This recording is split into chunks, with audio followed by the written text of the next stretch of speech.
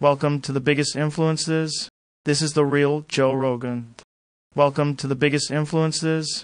This is the real Joe Rogan. Tim Dillon lives like a baller. He really and I does. talk about it. I talk to him. What do you I say? encourage him to spend his money. Spend that money. Spend that money, He bro. earns it. I Good try for to him. tell all of them, I'm like, let's go. Yeah. Let's fucking go. Wait, why? Okay, that's interesting. Why do you tell them to spend? Because I don't like that, like, save it all up famine mindset. Did you have that ever? Because you didn't come from crazy money. No, I didn't. I did not have a spend what you have mindset until I started making money. But when I started making money, I shifted quick, son. Immediately switched it. My manager thought I had a gambling problem. Was he right? No, I wasn't gambling at all. I was eating lobster every night. Your business manager called you and said there's an issue? What are you doing? What are you doing with all your money? I'm like, I'm living like a king, bitch. Wait, when did you decide? I've been poor since I was a little kid. So you could handle being poor. Poor is not scary to you. Oh, I'm not scared of. I wasn't scared of being poor. That's the most But I was like, liberating shit. I'm eating lobster, son. Yeah. I'm scared of not living life. That's the fear I think a lot of people don't get. Where it's just like, you've been poor, you're cool with being poor. Yeah. You're not afraid of that because you knew how to thrive within that. You knew how to manage that. You're afraid of having all this and not enjoying it in this one life you have. Well, I think for sure when I first started getting money, I didn't think it was going to last. Like nothing had ever lasted before. Like, why would I think that this was going to there was no stability in it.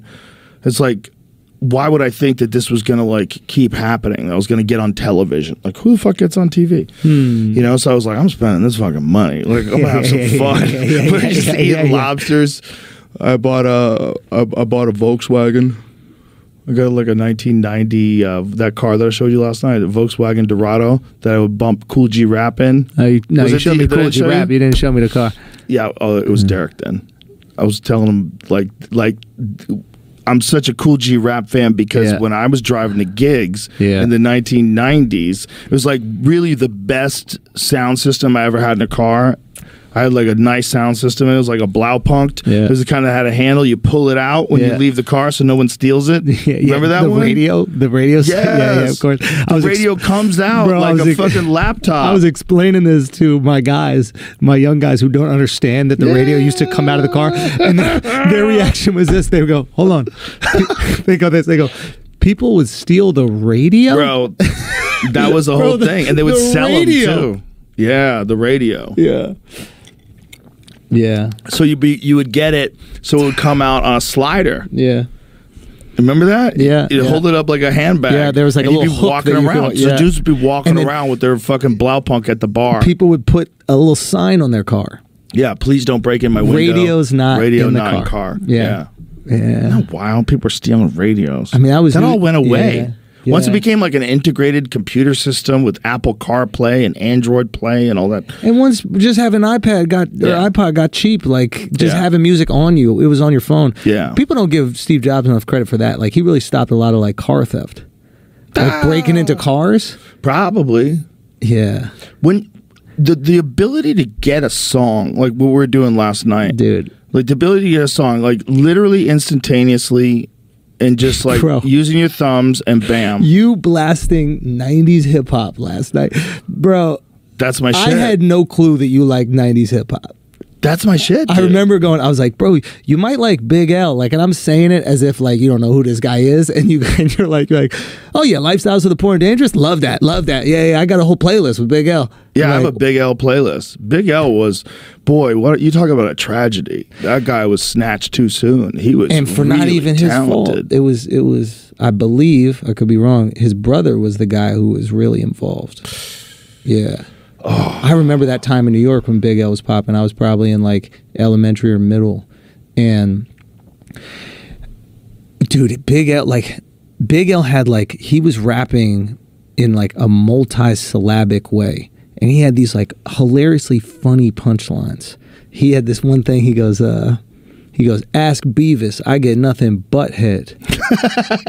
And like it was just like he had like, he goes, oh God, I'm so ahead of my time, my parents haven't even met yet. Like he had like kind of punchlines in the rap. Like it was funny. Like there were funny lines, and I remember like hearing this dude. I didn't even know what he looked like. That's how detached we were, right? If you didn't have a music video out, you're just hearing this guy's bars. And it was such a cool time in New York where like your friend could put you onto music and there would be no way where you could find out about music without your friend putting you on. Right. If you weren't on MTV or like The Box or whatever the hell the channel was, like your buddy had to say you need to listen to this and then play a cassette or CD of that person.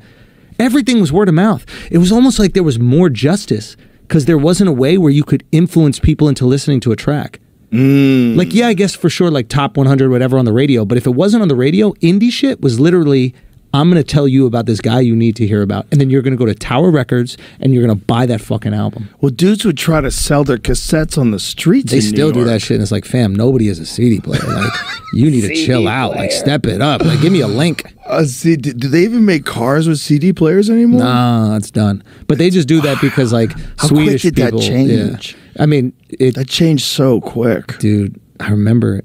I remember That being in high changed school. so quick. Yeah, with the, what is it called? CP, what is it? What were those players? CP4 players or some shit? MP3 player. Bro. I mean, it's just, I wonder if we're living in the craziest change. Like, can you compare our change with the internet to? Is it Industrial Revolution? Like, what piece of technology changed society in the way that the internet has changed us in our lifetime?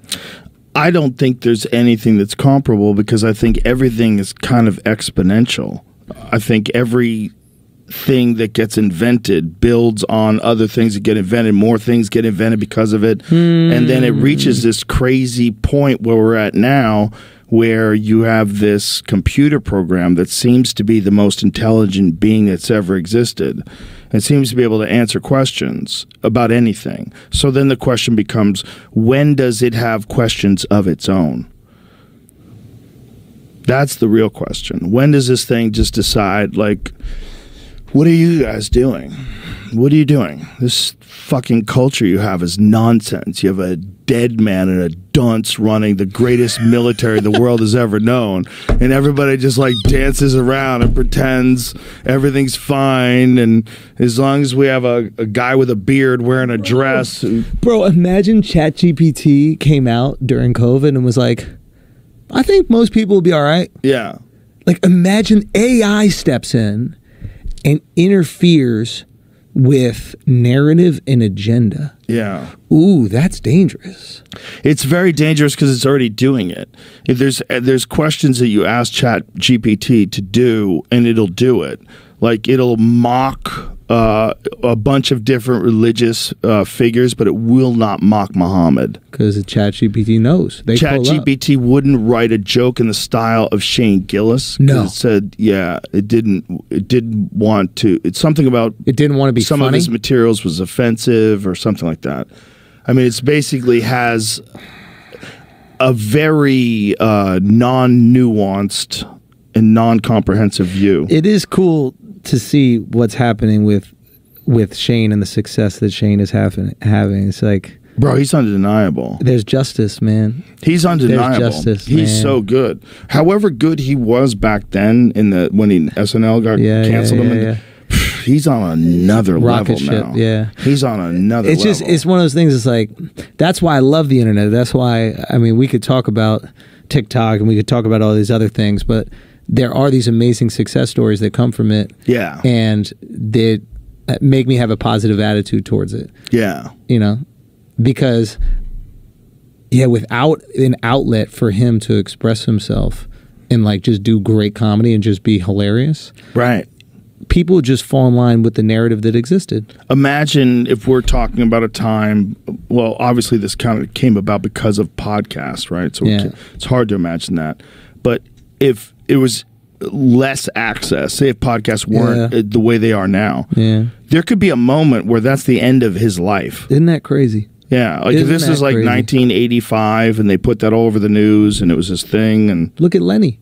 Yeah. What happened with Lenny? Yeah. Like a narrative got set in place with Lenny. And I don't think that Lenny in the end of his life, if I'm not mistaken, like was living lavish with all this money. No. It was a difficult... He was blowing all his money on his legal fees. And it was a different world because the money that he would get would just be from live gigs. And I don't think they did like big arenas, right? So it's like, you know, he's traveling a lot and he's making some money, but he's also has exorbitant legal costs and He would go on stage with the transcripts of. You ever seen the videos of him going on stage and reading what happened in the court? He would proceedings? read the trial transcripts That's on funny. stage, and then the lawyer says, and he would go into his thing, and it wasn't funny at all. Oh, it's not funny at all. There was nothing funny about it. It was they were so bored.